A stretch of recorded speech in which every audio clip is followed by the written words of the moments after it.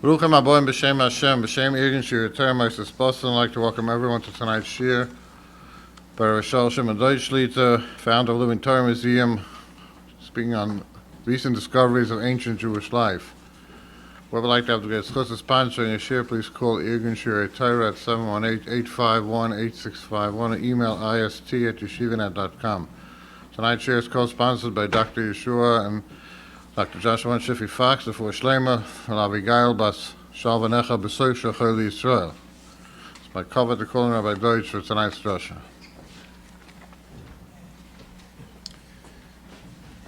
Recently in the news, in the war with Iran, one concept kept coming up again and again is called ballistic missiles. The word ballistic comes from a Roman Latin word called ballista.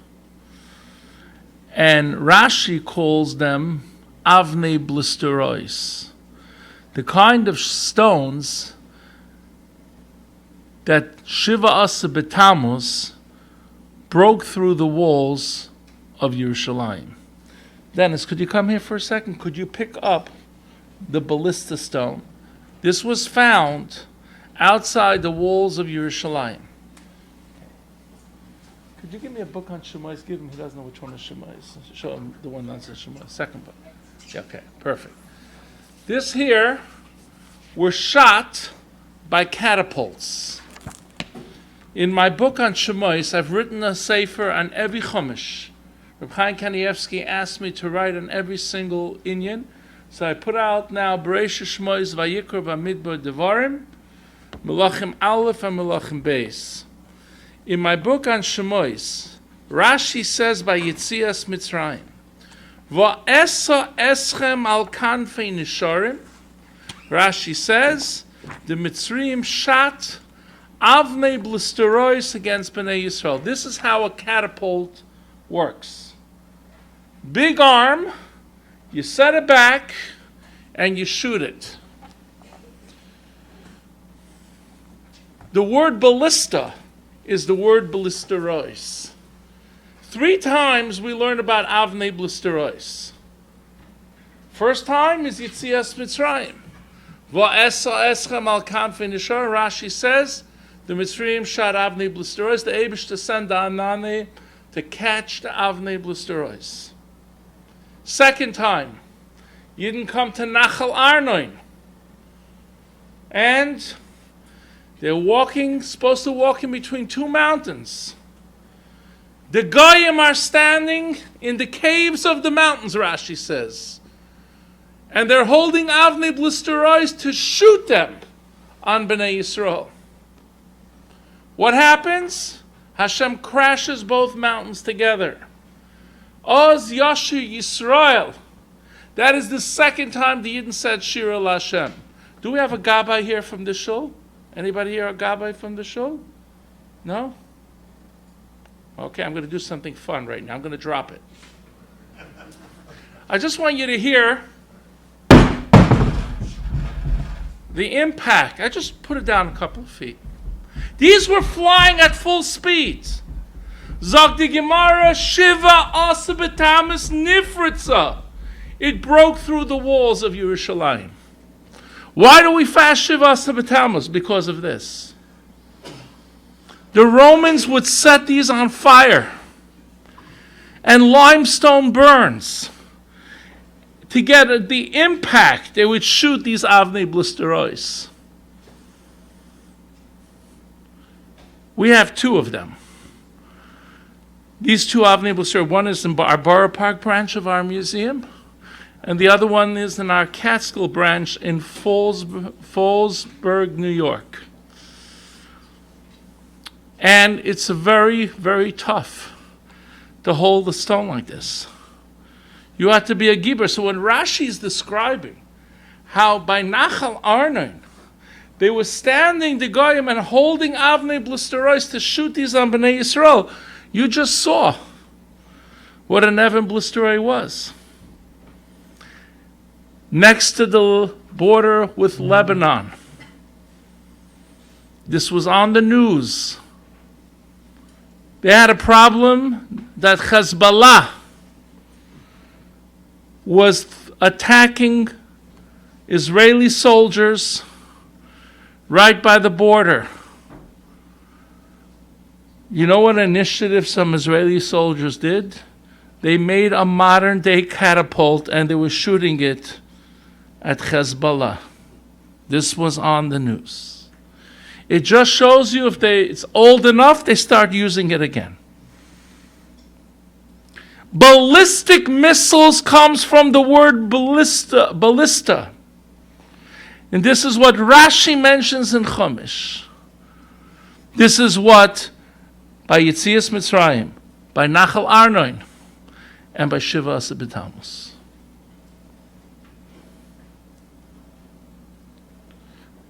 I want to tell you a story I get emotional just talking about it. Yesterday I spoke in Camp Simcha. As those who know, Camp Simcha is a camp for very sick children.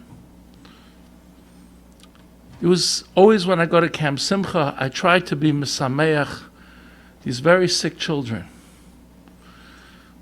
I speak usually one half for the boys, one half for the girls. Yesterday I spoke to the girls.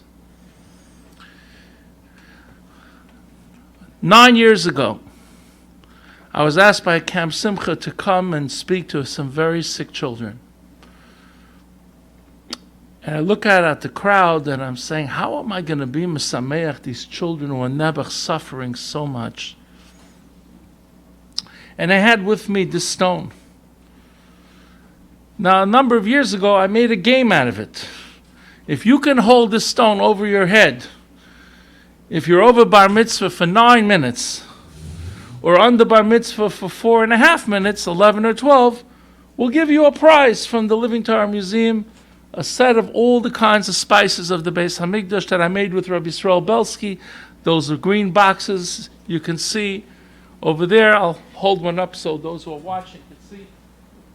I made with Rabbi Belsky a set of all the guitars, and we sell them for $100, and I made a game.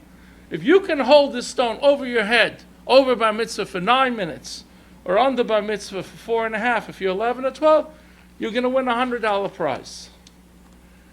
Well, a lot of people have tried to do it. It's very hard. So I used to hold it all the time. So I used to be able to hold it before COVID for 11 minutes straight. A guy, a member of Hatzalah in Woodmere, his name is Mr. Katz. He came to the museum and he broke my record. He held it for 15 minutes. Very big accomplishment to hold it for so long. I'm in Camp Simcha and I look out at the crowd, and he's a Hatzalah member who has a heart of gold, and he donates his time to Camp Simcha. And I look out at the crowd and I see Katz is taking care of a very sick child. So I tell the boys, you know, the world record holder of holding the Evan Blisterai is in this room. Who is it? Who is it? It's Katz. And I didn't tell them to say this, but these kids in wheelchairs, very sick children, start screaming, break your record! Break your record! And they're chanting. Katz comes up to the front. I get emotional every time I tell the story. Comes up to the front, he takes the stone, he holds it for 15 minutes, 20 minutes, 25 minutes, 30 minutes, 35 minutes, 36 minutes. Sweat is pouring over his face, and he takes the microphone, and he could barely talk, and he says to these children, I just pushed my body to the limit. Don't give up on your illness. A 12-year-old boy, a Hasidic boy from Bobov, writes me a letter, I still have it, that morning he was diagnosed with stage 4 of cancer, meaning there's no hope.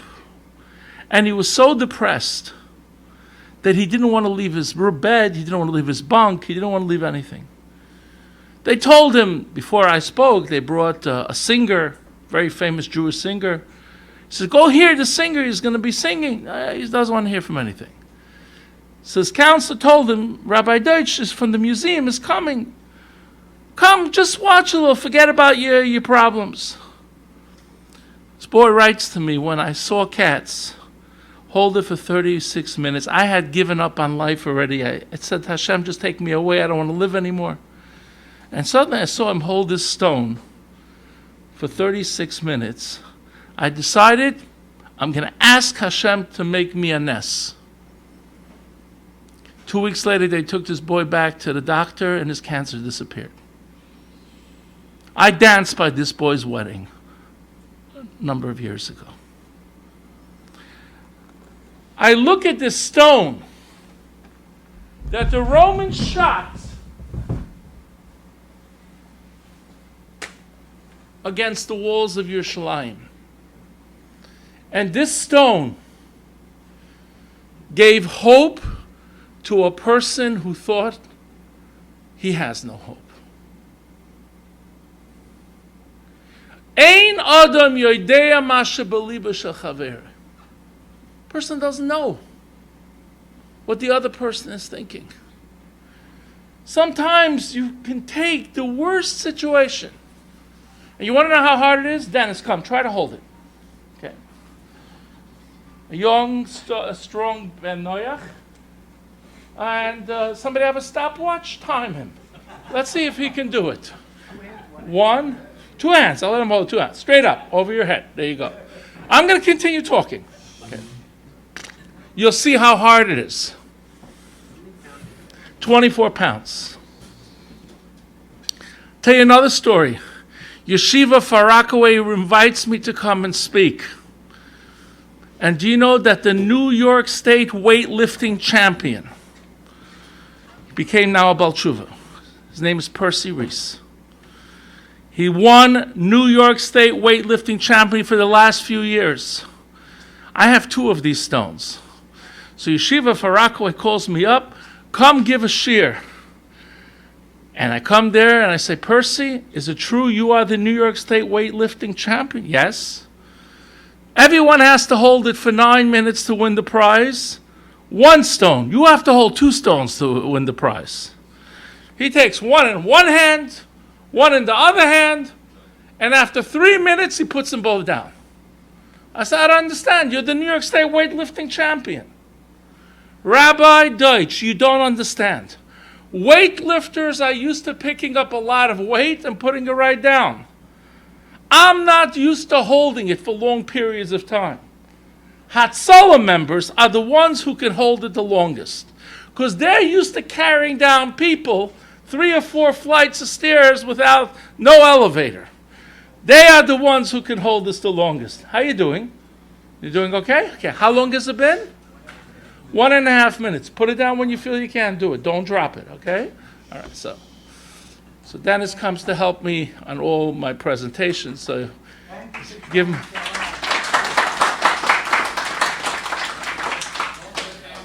Go closer to the camera. They want to get you on camera. Okay. So this over here is now notice the black on the stones. The Romans used to light these stones, put them on fire, and shoot them while they were on fire with these big catapults. That's how they used to do it. His hands are starting to shake a little bit. Okay, so this here it's a very hard challenge to do. Many people have tried to do it. 497,000 people have tried to do it. A total of 95 people have ever done it. 11 of them were women. And 3 of them from the same school, Beis Shendel and Lakewood. We don't know what they're feeding them in Beis Shendel of Lakewood. But we had one school that we had 3 girls who actually did it from the same thing. So when you're going to learn about Avnei Blisterois, 24 pounds, try to hold your hands up just like this for 4 minutes. It's very hard. Now imagine you have a 24-pound boulder on your head. It's even harder. Let's continue. Oh, you good? Okay, put it down. All right, give him a big round of applause. These stones were found outside Shar Yafa in Yerushalayim. They found a pile of these stones. My stone is this one right here, and I also have this one that's right next to it. It was 24 years ago it was found. They were making a new ramp into the Jaffa Gate, and they found the actual stones that the Romans had shot against the walls of Yerushalayim. I want to show you things tonight that help us to understand the Beis Hamikdash. The Mishkan. I have here a special kind of hammer. Rashi refers to this as a kornus shel zahavim, a goldsmith's hammer. A goldsmith's hammer was used to bang out gold and silver and flatten it. In the Mediterranean Sea, a team of scuba divers found 2 pieces of silver. This would have been used as a headband for a little girl and a matching bracelet, banged out from pieces of silver.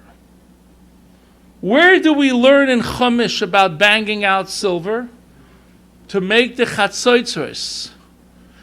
Hashem told Moshe Rabbeinu, make chatzotzros and bang them out. So this is called miksha tasa oiseh, banging out. And this was a kornus shel zahavim. This was a goldsmith's hammer. Oh, very good. So it says in Shulchan Aruch that a kornus shel zahavim is not muksa on Shabbos. Why?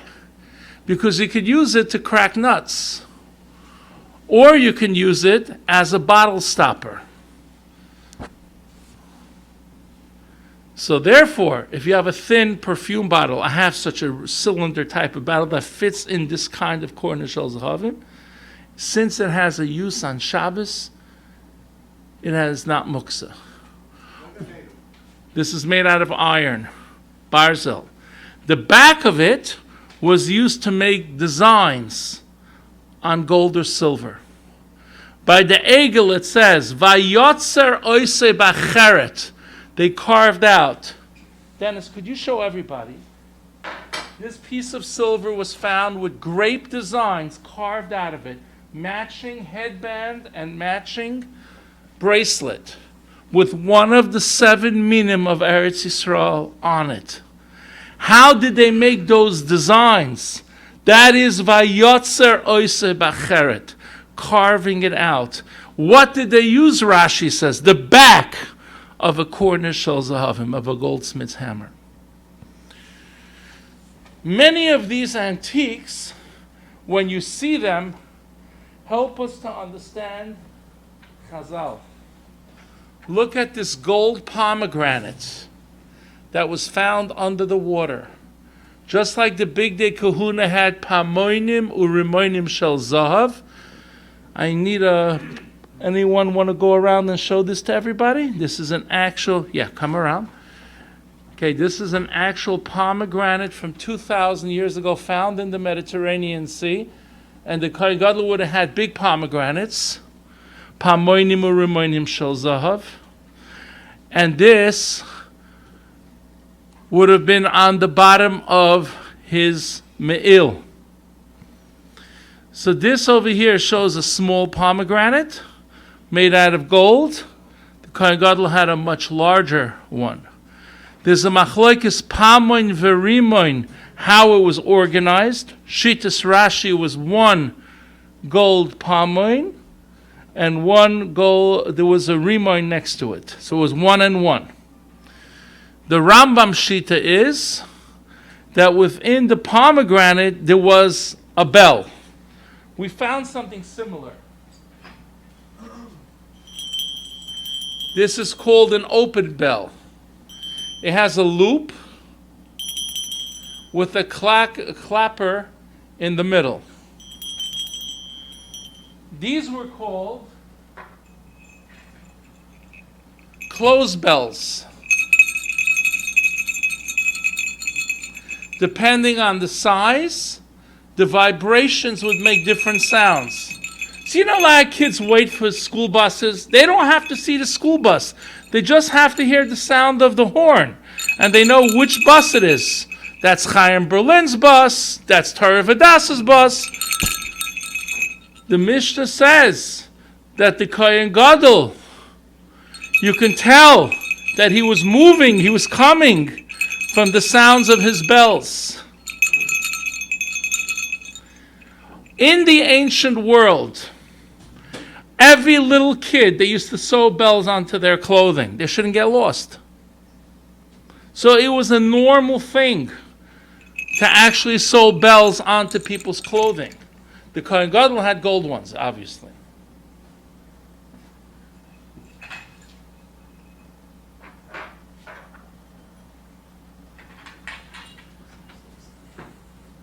I brought you a piece of a wall from around Har HaBayis. This is the only piece outside of allowed to be outside of Israel. And there's no din kedusha to this stone. The Gemara says, Ba'u pritzim v'chalalua, that anything that was destroyed has no din kedusha. 1972, they were making a new excavation by the southern wall. There's a picture of this piece of stone being discovered. This stone here is made out of limestone, Avnei Sid, same material of the Kaisel. The Kaisel has Kedusha, this one has no Kedusha. Hordus, King Herod the Great, what he did is he made these patterns around the stones, borders around the stone, that the stone should stick out. And here he wanted to put gold. V'loinachu chachamim. The chachamim didn't want it to do it. Why? What's the first thing you do when you see some gold? You walk over it, you take your fingernail, you give a scratch, and you become a moil behegdish. The lust for gold is so strong that the Gemara calls it lifnei iver loisitin michshol. In front of a blind man, you do not put stumbling blocks. So the Chachamim didn't want people to be moil behegdish, because one scratch of a flake of gold is more than a shava pruta, and you are moil behegdish. So they told Hordus, do not make the borders of gold, leave it as is. When the Romans came to destroy the Beis Hamikdash, Josephus Yosefon was an eyewitness to the Churban. He tells us that the Romans took avukoi shel eish, torches of fire, and stuck them between the stones. The stones started heating up because limestone burns. People always ask me this question, Rabbi Deutsch, why don't we eat meat until Yud of after Chatzos? Because the Beis Hamikdash was burning. If the Beis Hamikdash was stone, how could it burn? Limestone burns. So what the Romans did was they took avukoi shel eish, torches of fire, stuck it between the stones. Stones started heating up, and it fell. Here, Dennis, come here. I want you to show everyone in their stone. You can see ashes in the stone. On this side they could see ashes, and here they could see bubbling from the heat. Everybody open both your hands like this. I'm going to give you a once-in-a-lifetime opportunity to hold a broken piece of stone from the wall around Har HaBayis. And this is the only one that's allowed to be outside of Eretz Yisrael. People are always asking, why do you let people touch these things? Because I believe if you touch history, history touches you. When you learn something, you see it, you hold it, it's an entirely different experience to be able to see it and hold it and understand it. Do we have anybody here that's a kohen? Okay, come around over here. Are you a righty or a lefty? Righty, come around. Okay, I'm going to teach you now how to do the Avodah on Yom Kippur. Okay? I want you to take your right hand and make a fist. I'm going to give you right now a machta. Rashi says a machta had sholosh defanos, 3 walls, found in the Mediterranean Sea. You can see the white coral here and here. It's like a shovel. Yeah, make your hand like a fist. I'm going to put it right here on your arm like that. Excellent. Now I need you to open your mouth as wide as it goes. All the way open, like you're in the dentist office. Bite down. Lift your chin. Now I want you to walk around the whole base medrash like this. For 7 days before Yom Kippur, in the Lishkas HaPalhedrin, you're going to drop your guitars, straighten your hand. In the Lishkas HaPalhedrin, the Kohen Gadol walked around doing exactly what you are doing now. Lift your chin. You're going to drop your Mala Oshan. Here you go. Perfect. Excellent. Keep walking. Give him a big round of applause. This is why we call it the Living Torah Museum. You can learn Masechtas Yuma your whole life. Put it on the table. And if you never saw a guy actually do that, you have no clue of what you are talking about. Just like you saw the pieces of silver banged out. This is one of the new additions to the museum. It is a trumpet. Do you know how to blow a trumpet? Does anybody here play musical instruments? Do you not play any horned instruments? Violin? Okay, does anyone play any horned instruments? Come up over here and let's see if you could blow this trumpet.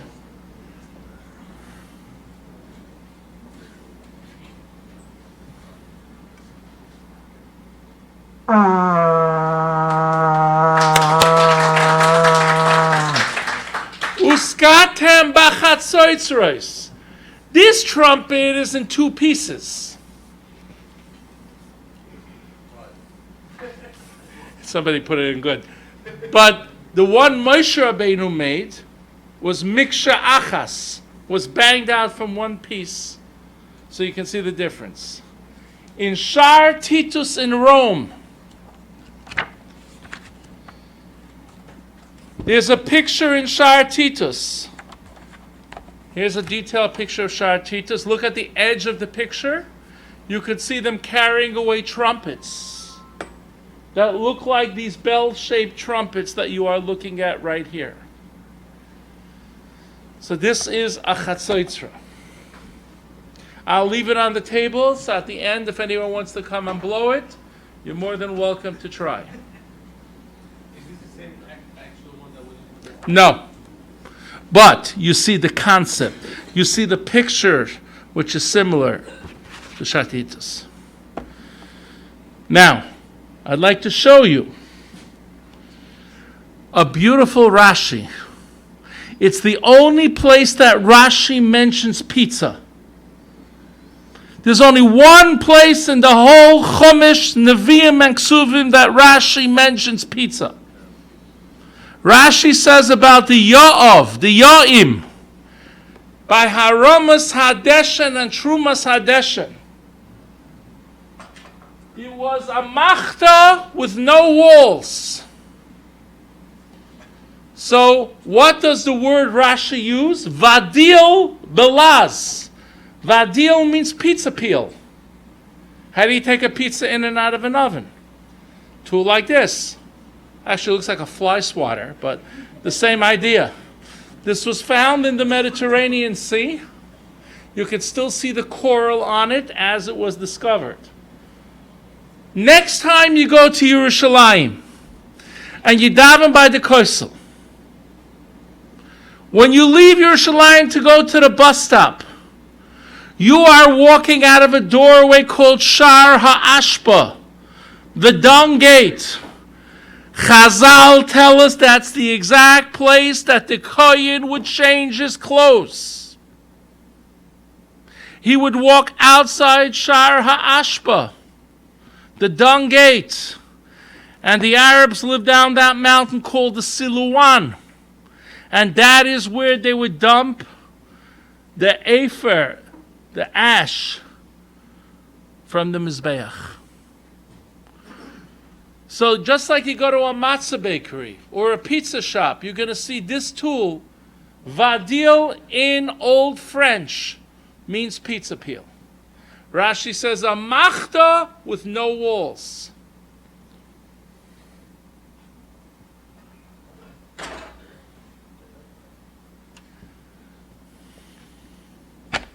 Sometimes we find amazing things that help you to daven shachris.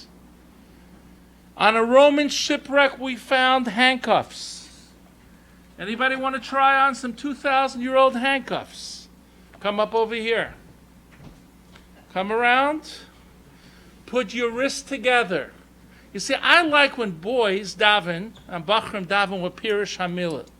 So tomorrow morning when you say La'eser Malchayim Bezikim, V'nefbedehem B'chavli Varzel, this is why I like people should daven and think about it. Zikim are meant for your hands.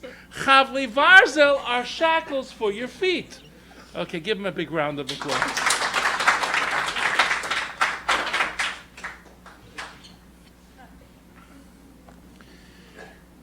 This is the Matorah of our museum.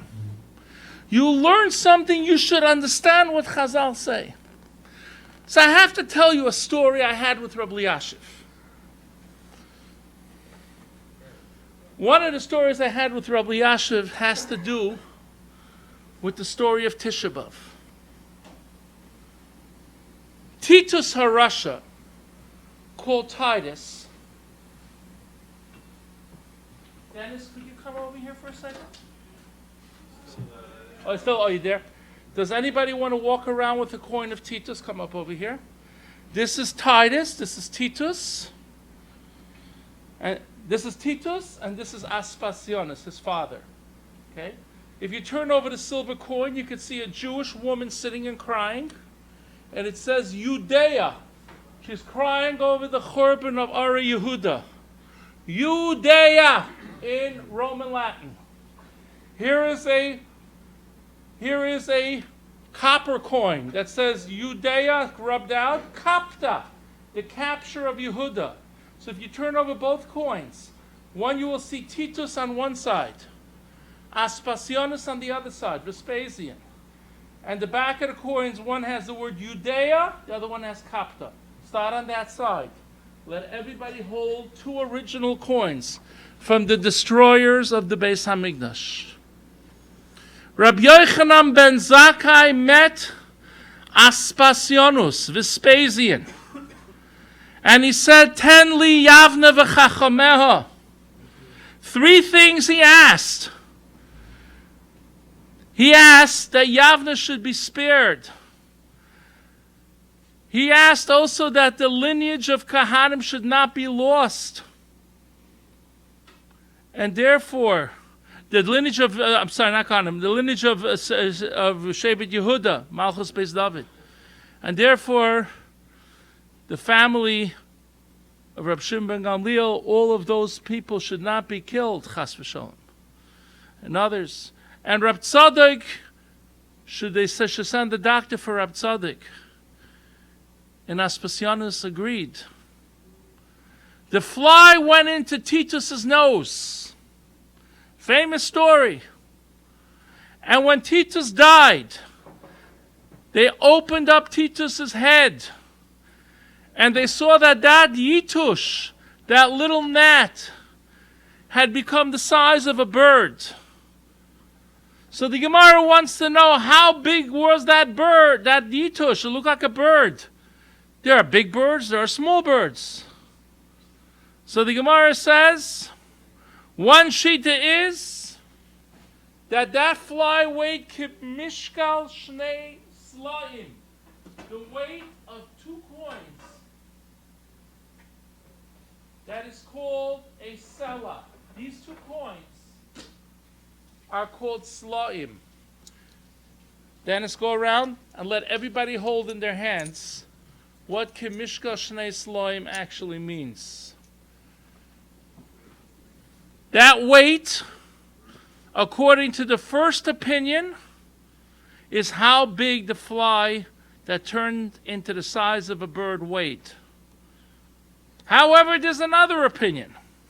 Kimishkal shnei litrin, the weight of 2 litrin. The problem is that nobody knows what a litra is.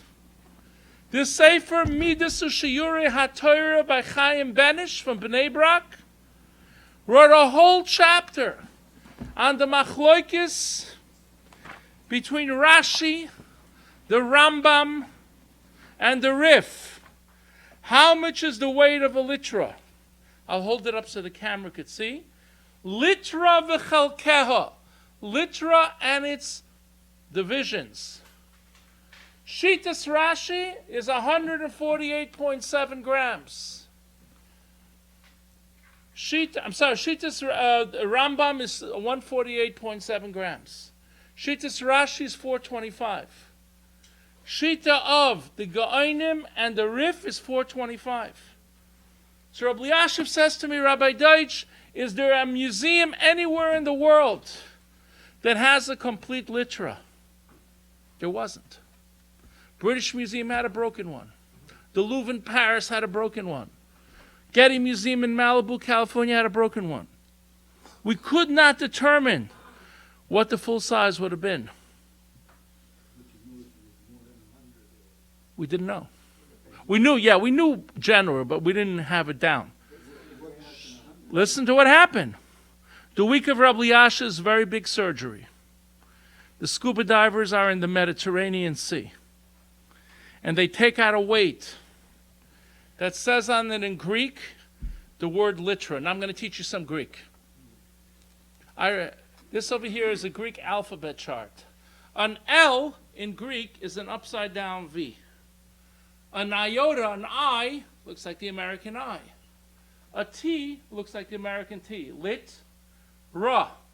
R in Greek is a P. Like in Russian, a P is an R. A. This weight, found on the floor of the Mediterranean Sea, says on it the word litra.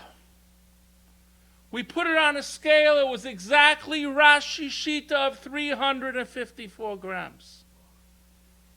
I was so excited. I called Rabbi Yashiv on his private line.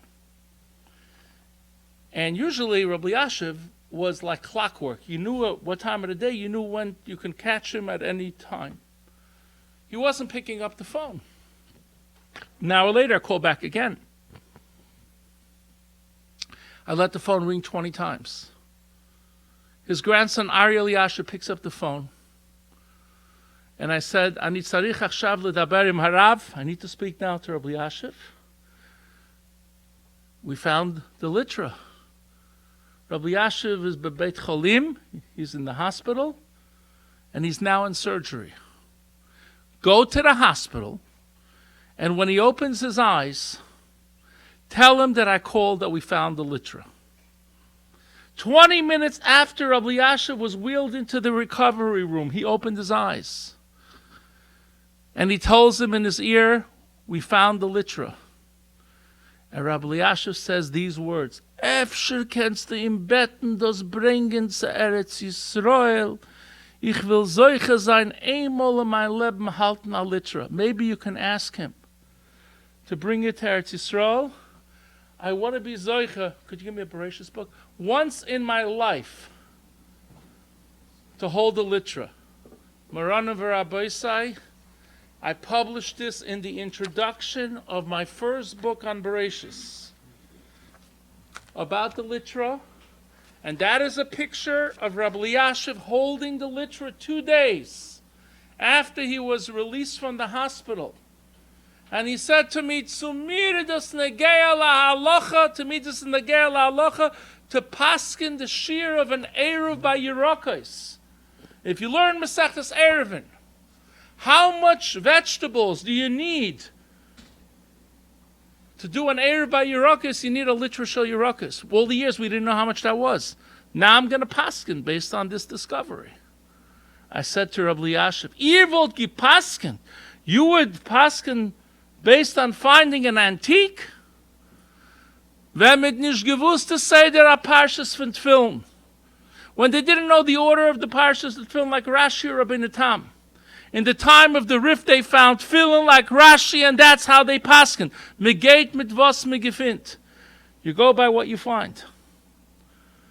After Rabbi Yasha passed away, Reb Chaim Kanievsky said to me, Zog me ibe, tell me over everything you heard from my father-in-law. When I told him about the Litra, he says, I often a Gemara. It's open Gemara. The Gemara says one of the Chachamim once met an Arab, a Yishmaeli, who found the bones of the Meseh HaMidbar. He found the bones of the people from the Midbar, Dar HaMidbar. Zog the Gemara, he went to see them. And he cut off a piece of a garment, and he wanted to take it. And the Arab told him, Yishmaeli told him, we have a Kabbalah, anyone who takes anything from the Meseh HaMidbar becomes paralyzed. Suddenly he couldn't move. The Yishmaeli took out of his hands the piece of garment and put it back. And suddenly he was able to walk and move. He came to the Beis Medrash, and he told the Chachamim what happened. Amru loy Chachamim, the Chachamim said to him, why didn't you check the knots of the tzitzis, the chutim of the tzitzis, if they were Kebeis Shammai or Kebeis Hillel? Were they according to Beis Shammai or Beis Hillel? So Reb Chaim Kanievsky turns to me and says, die Gemara gewollt machlit sein, the halacha Kebeis Shammai or Kebeis Hillel, Leute Kleider von der Meseh HaMidbar, sicher geht man mit was man gewinnt. You go by what you find. Why am I telling you this? Because the second shita in the Gemara is that the nose of Titus, the yitush that went into his nose, didn't weigh the weight of those 2 coins that Dennis is coming around with. It weighed Kimishkal Shnei Litrin. Now this is a big headache right over here. This is 354 grams each. And this is the only known one complete in the world. Anybody want to go around and show this to everybody? Come around. I want you to imagine not one of these, 2 of this. That's the headache that Titus HaRasha had, because he thought he could fight the Rabbeinu Shalom. If you want to understand the difference of Kemishkal Shnei Sloim or Kemishkal Shnei Litrin, this is your opportunity. To hold in your hand Shnei Sloim. To hold in your hands the only known Litra in the world. Complete.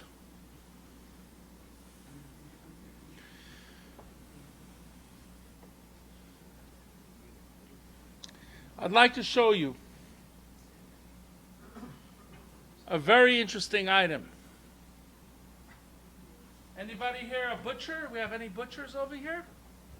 Work in the meat department, anyone from any store? You know what this is called? A meat hook. Found in the Mediterranean Sea. Do you know what they had in the Beis Hamikdash hanging to do the Korban Pesach? Ankoilios. Meat hooks. Ein kol chadash tachas hashemesh. The meat hooks of 2,000 years ago, found in the Mediterranean Sea, are very similar to the ankoilios that you still see in a butcher shop today.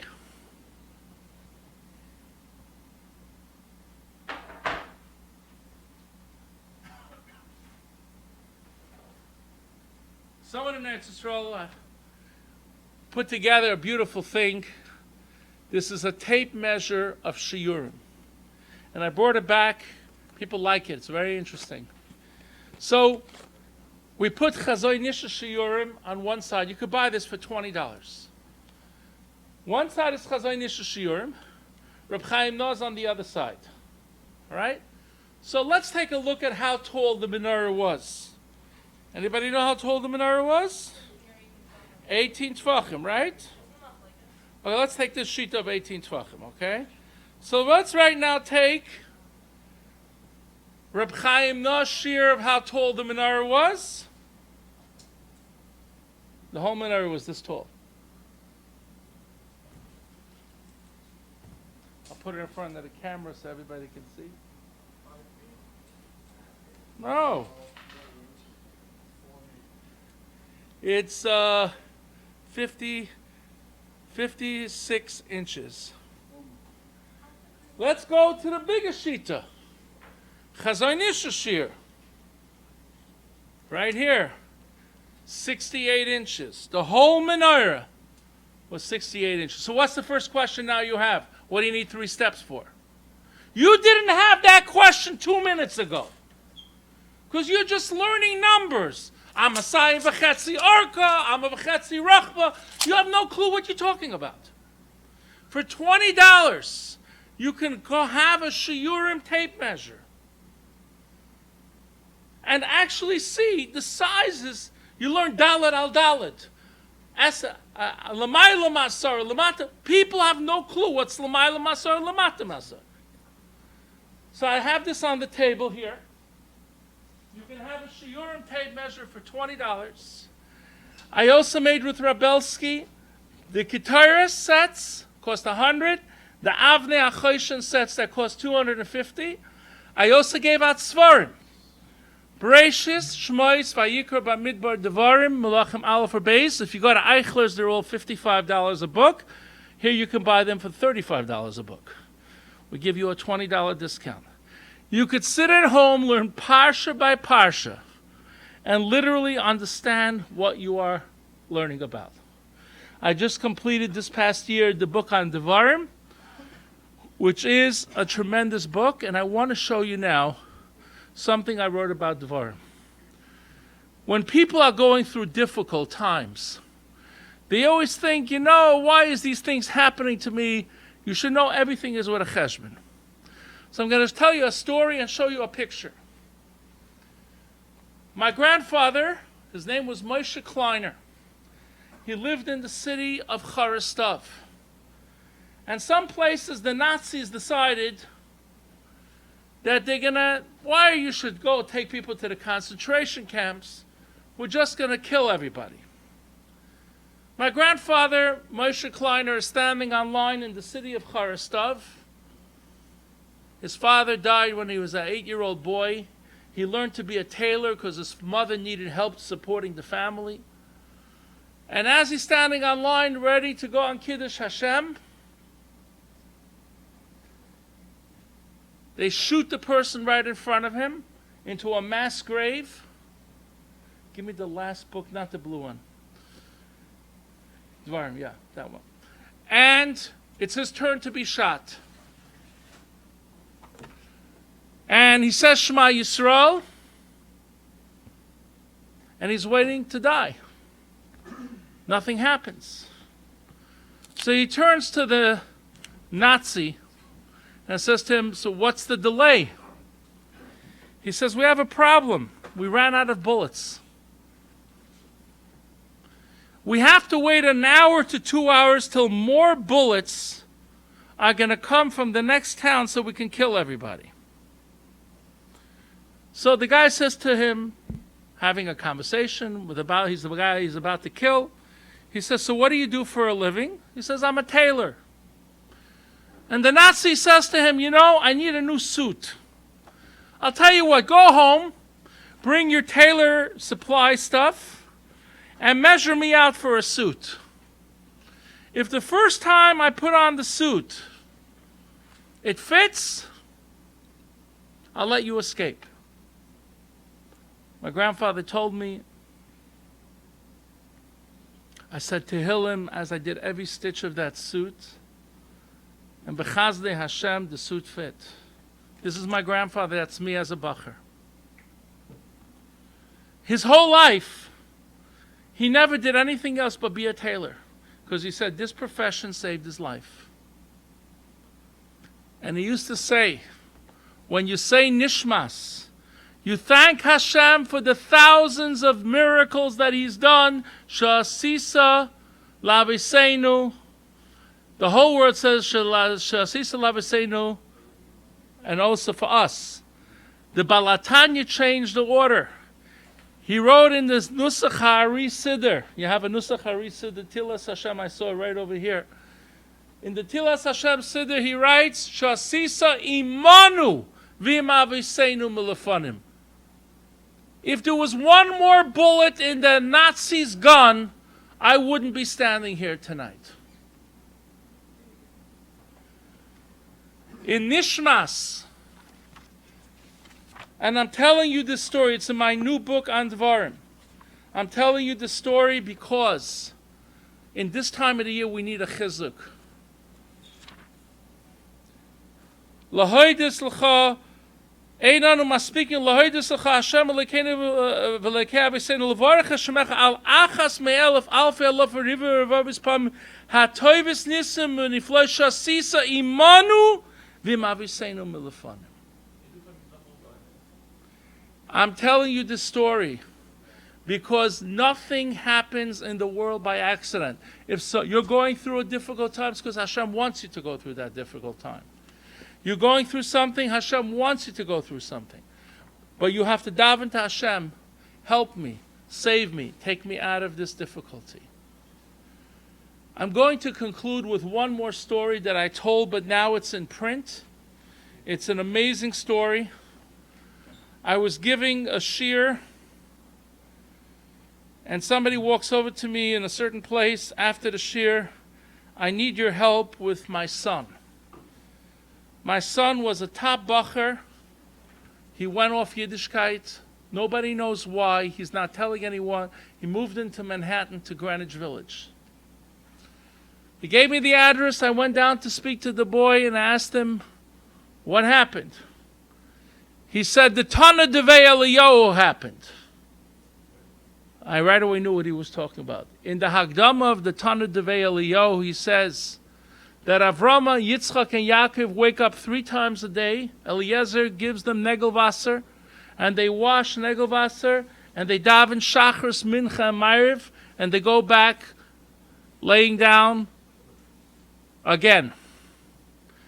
He said to me, human bodies cannot survive such long periods of time as the time of Avraham Avinu. Prove to me that that's true, and I will come back to Yiddishkeit. How am I going to prove to him what's going on in the bottom of Ma'aras HaMachpelah? I came back to Borough Park. I went to Shomer Shabbos to daven Ma'ariv, and I cried my eyes out. I didn't know, how am I going to answer this bacher's question? I finished davening and I walk out of Shomer Shabbos, and a distant relative of mine, an uncle of one of my son-in-laws, meets me, and he is involved in the Chevra Kadisha. His name is Mr. Mandel, the grandson of the one who used to ship bodies to Eretz Yisrael. And he's a member of the Chevra Kadisha, and he tells me an amazing story that happened then. There's a Jewish cemetery in New Jersey called the Woodbridge Cemetery. And they had a problem that 20 kvarim were filling up with water. So they went to Reb David Cohen, and they asked Reb David Cohen, what should they do with these 20 kvarim? Reb David told them how to move them, and they should move them to the Lakewood Cemetery. You know, when you dig up a caver to move, there's a few bones left, and there's not too much left over. 1, 2, 3, they come to one caver. The body is complete. The tachrichim are complete. I'm not going to show you pictures of the body. You don't take pictures of dead bodies. But this here in my book on Devarim is a picture when they opened the grave. You could see the sandbags that they put on top are still complete. The wood is complete. The person passed away in Tov Shin Nun Hey, 1995. He's been in the ground for 30 years. When they picked him up to remove him, they uncovered his face, and he was still wet from the Tahara. Complete, not even a single discolorment. And this distant relative, a member of the Chevra Kadisha, says to me, Rabbi Deutsch, you have to find out who's this person. So I called up Reb David Cohen's son, Rabbi Ami Cohen. He knows a lot of people. I said, the Matzeva says, Yosef Tzvi Koyen, Ben Harav Meir, Yaakov Meir, HaKoyen. Do you know who this person is? So sure, I know who he is. His name is Yossi Cohen. He was a Balkoyer in Chai in Berlin for many years. And he was by my wedding. And this is a picture of me and Yossi Cohen, who died of cancer in 1995. This is a picture of him by my wedding. He is the nephew of the Rosh Hashiva of Hebron, Rabbi Cohen. He wasn't a Rav. He wasn't this. He was a Goymel Chesed. He was a Hatzna Leches. He was quiet. He was a computer program. He did Chesed. He davened. He did mitzvahs. Ma'asen Tovim was a medayik b'mitzvahs. And I went and took the members of the Chevra Kadisha to this boy who went off the derech because of the Tana Devei Eliyahu. And I said, this person is in the ground for 30 years. No discoloration of his skin. That bacher came back to Yiddishkeit. Yossi Cohen from his grave brought a bacher back to Yiddishkeit. Nothing happens in this world by accident. And we have to thank Hashem al kol neshima o neshima. On every breath we take, thank Hashem. You want things to get better? Daven to Hashem. Don't be jealous of other people. Do and help other people. Where and how you can. And we should be zoicha that Yahafchu Yamim Elu l'sasin l'simcha. And we should be zoicha that Tisha B'Av and Shivas B'Tammuz are going to become Yamim Tovim. And we should be zoicha that we should all be ba'achtus with each other. Forget about if you wear an up hat or a down hat. Your pay is behind the ears, in front of your ears. You think the Son Yisrael who wants to murder us cares about which levush you go with? He wants to kill you.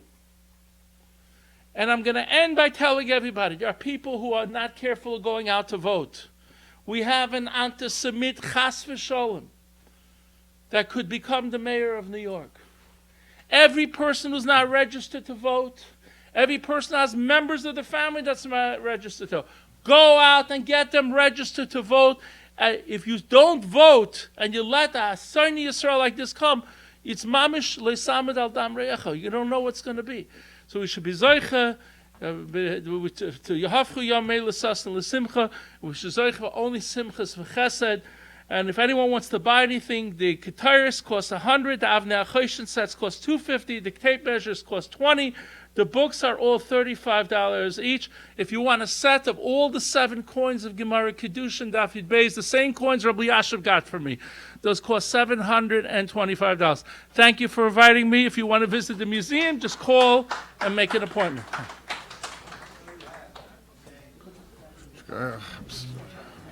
Both sides, B'Shem Egan Shir Torah, would like to give a big Yasher Koyach to Rabbi Deutsch for the inspiring drasha.